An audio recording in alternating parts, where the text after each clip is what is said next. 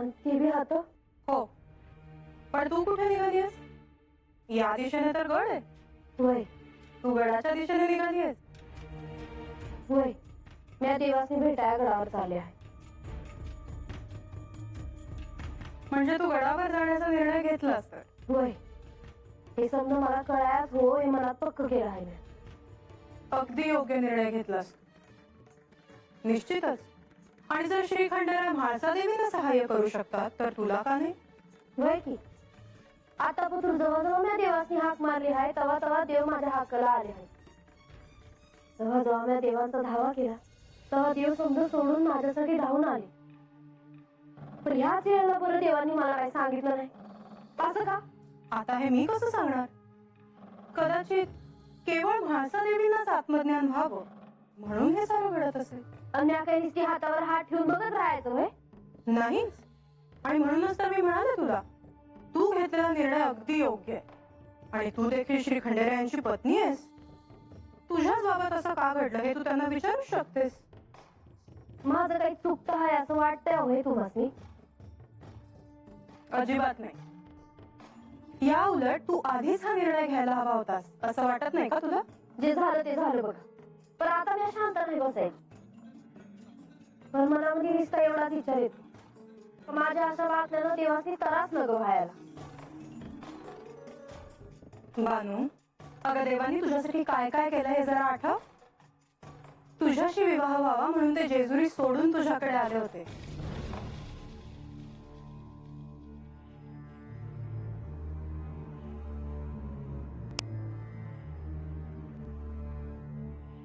सारी पाटाचा डाव हरून ते तुझ्याकडे आले, कारण हा विवाह होणं त्यांना अधिक महत्त्वाचं वाटलं.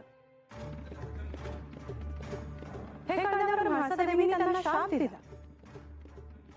मी दुःखी अंतःकरणाने शाप देते की माझे पती श्री खंडेराय यांचे सगळे तेज जाऊ ते वृद्ध होतील. पण तरीही वृद्ध होऊनही ते तुझ्याकडे आले, तुझ्या वस्तीवर राहिले, तुझ्याकडे चाकरी देखील केली त्यांनी.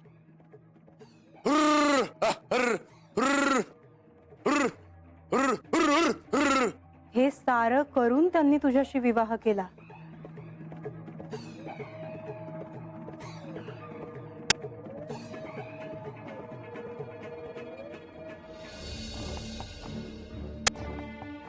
हे जरा आठव बानू. होय, मला आठवतंय हे समजा. तुझ्यावरच्या प्रेमा खातरच केलं ना त्यांनी हे सारं. आणि म्हाळसादेवीने तर तुला विवाह झाल्यानंतर गडावर येण्यास सुद्धा नकार दिला होता.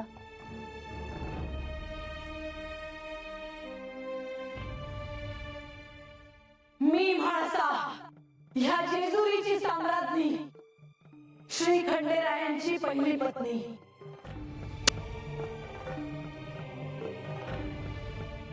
माझी आज्ञा आहे की त्या बानूसाठी या गडाचे दरवाजे कधीच उघडणार नाही.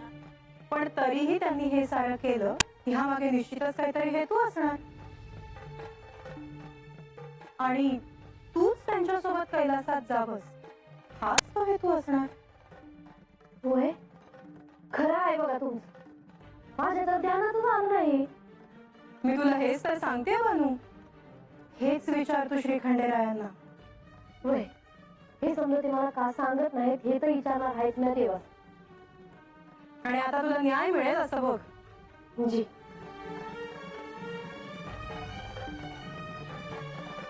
खरं सांगायचं तर अगोदर मला तुमचं लय भ्या वाटत होतं बघ. पण आता नाही.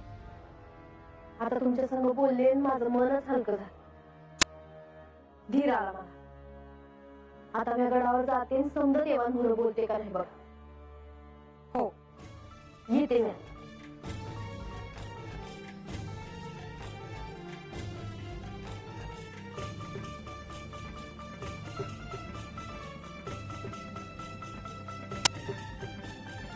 मी जिथे जाते तिथे कलह निर्माण होतो असं म्हणतात.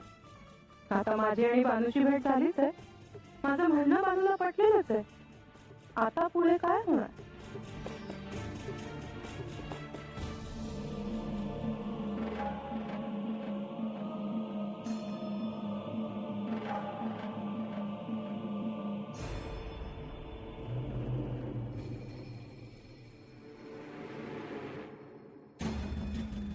देवा,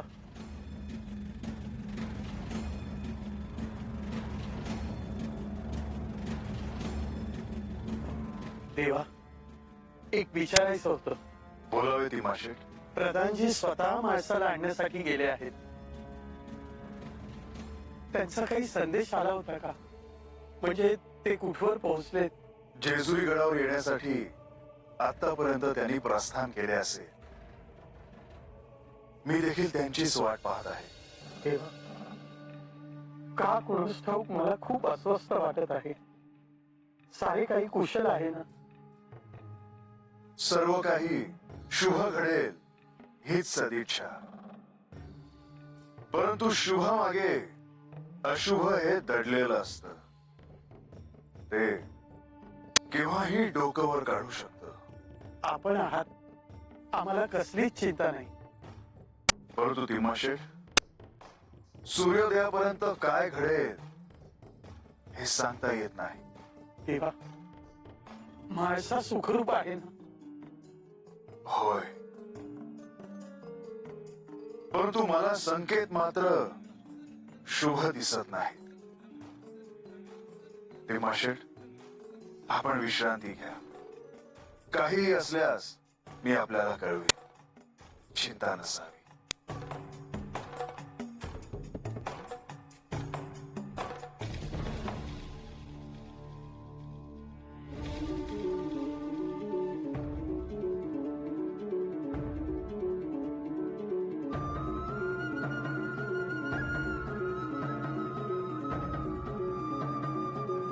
काय झालं देवी? काही नाही. थांबून पाहत होते की ती वाड्यात आहे की नाही. हो, ती वाड्यातच असणार. हे इथे नाही ना आले?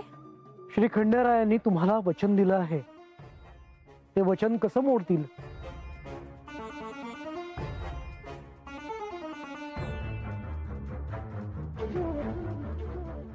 म्हाळसा देवी आल्या की? होय की. जा, जाऊन भेट त्यासनी, पाया पड त्यांच्या. कल्याण होईल तुझं. नग नग, त्यांनी विचारलं बानू कुठं आहे मग? सांग, गडावर गेलीये म्हणून. पर मध्ये जाऊन नाक खुपसायची गरजच काय आहे? ऐ गप्पा, तुला काय कळती का? आलोच मी. देवी, आपण गडावर जाऊयात. जाऊयात, पण काही वेळ थांबूयात. देवी, किरपा असू द्याची. तुम्ही इथे वाड्यावरच असता ना? हा, मी असतो, माझी आय आहे, बायको बी आहे माझी. ऐकलत का बंधू? हो, ते इथे सोबत म्हणून राहतात. आणि ती बानूने आली बाहेर. देवी, आपण गडावर जाऊया. इथेच बोलत बसलो तर विलंब होईल. हो, आपण जाऊयात. पण तुम्ही माझ्या प्रश्नाचं उत्तर दिलं नाही. बानू कुठे आहे? बानू होती की, हतच होती बानू. तुम्ही सांगणार आहात की नाही? ये रंगा, सांगती लागली. ती गडाव गेली.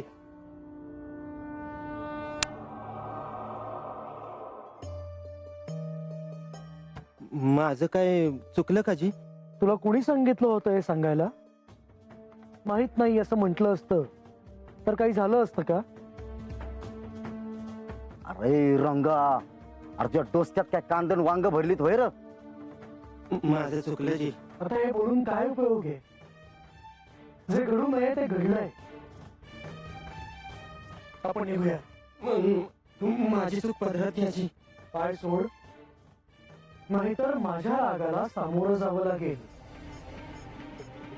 गणोबा, होय रंगा, होय बाजूला.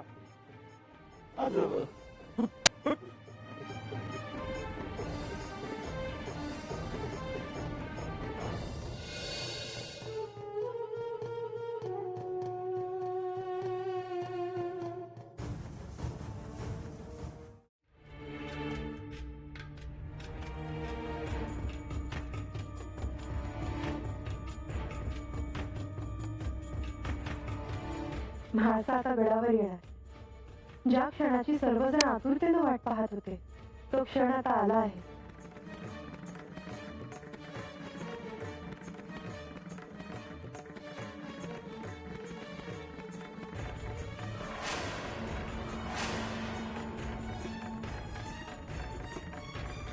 गडावर सध्या आनंदाचं वातावरण असेल नाही?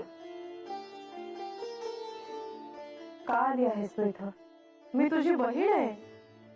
जिथे तू असशील तिथे मी देखील असणारच. ह्या क्षणी तू गडावर यायला नको होतंस लक्ष्मी. का? म्हाळसा देवी गडावर येणार आहेत म्हणून? अर्थातच तुझ्या येण्याने आता इथे कलह निर्माण होणार यात शंका नाही.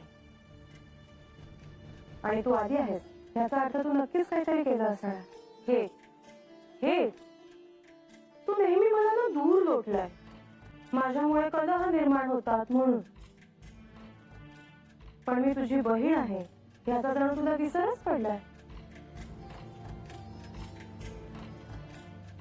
नाही, ते होणं कधीही शक्य नाही. परंतु दरवेळेस मी जिथे जाते तिथे तू जाण्याची आवश्यकता नाही हे तू लक्षात ठेवायला हवंस लक्ष्मी. परंतु हे समजून न घेता तू नेहमी वागत राहते. जिथे दिवस आहे तिथे रात्र आहे.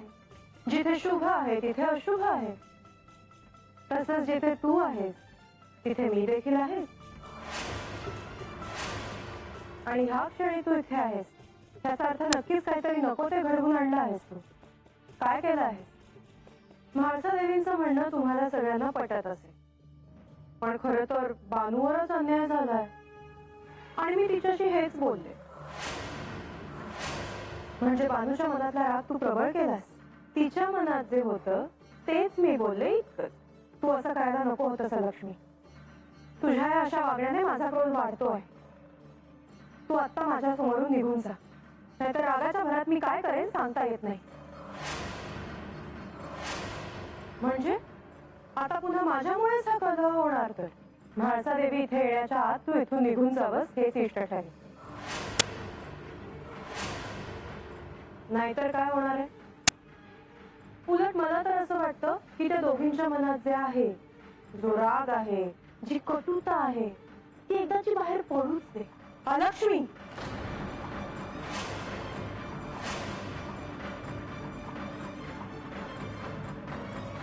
माझ्यावर ओरडून काहीही निष्पन्न होणार नाहीये लक्ष्मी.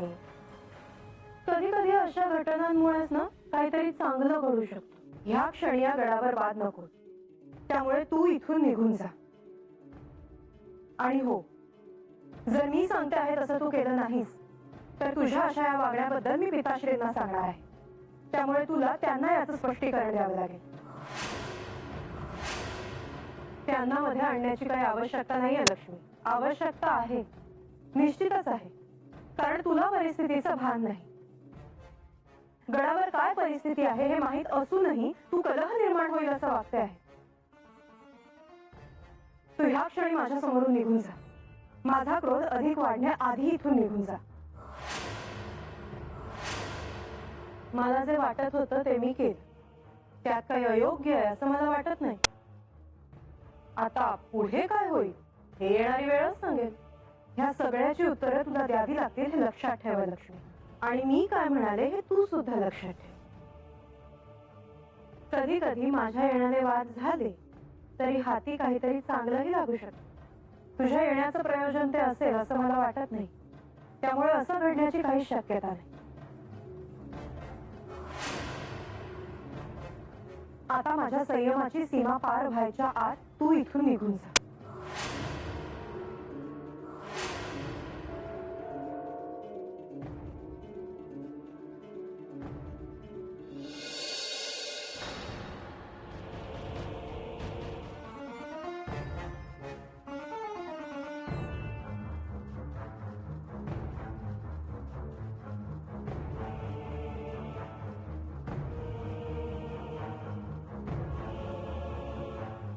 अक्का, अगं काय झालं असं ओरडत यायला?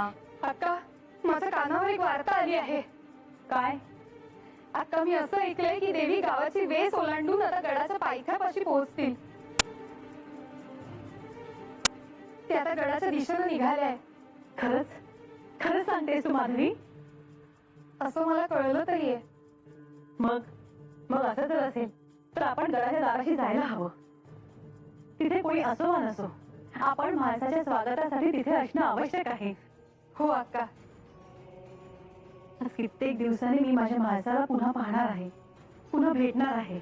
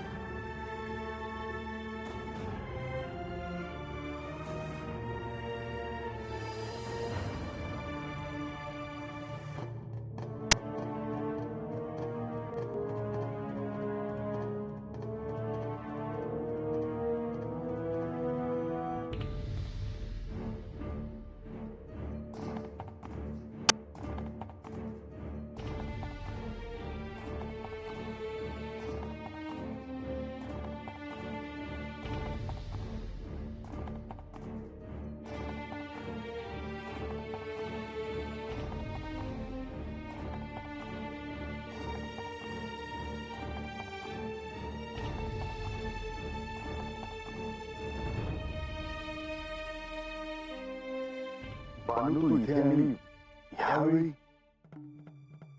तेव्हा मी तुम्हाला सांगावा धाडला होता, तर तुम्ही त्यात काय सांगितलं नाही. बानू मी तुला निरोप पाठवला होता. मासेच्या अटीप्रमाणे 1 मास आपल्याला भेटता येणार नाही आणि अजून 1 मास व्हायला काही दिवसच बाकी आहेत. पण मला का भेटायचं होतं हे तरी विचारायचं होतं. काहीही असलं तरी आपण हे असं आणि ह्या वेळेला भेटणं हे अपेक्षित नाही. तेव्हा भक्ताला तर नियम घातलं आणि बायकोला बी.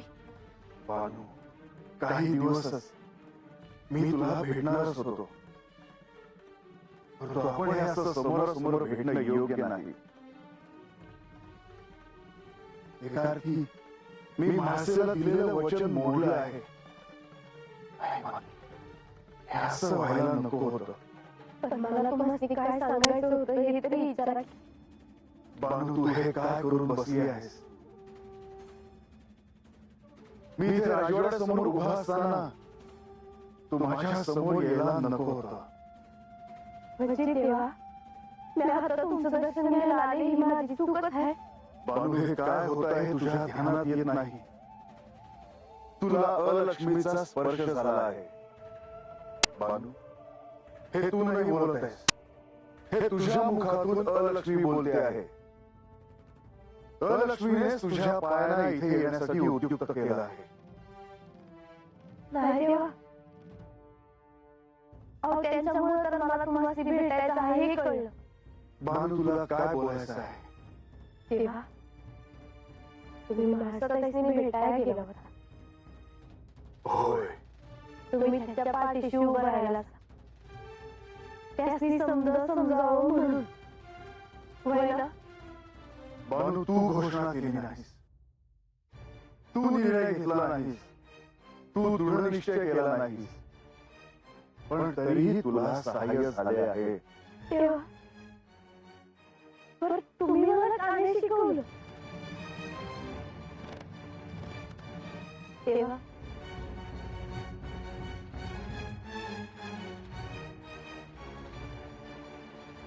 आता माझं सगळं खरं काय आहे ते कळलं आणि तुम्ही मला सोडून जाणार.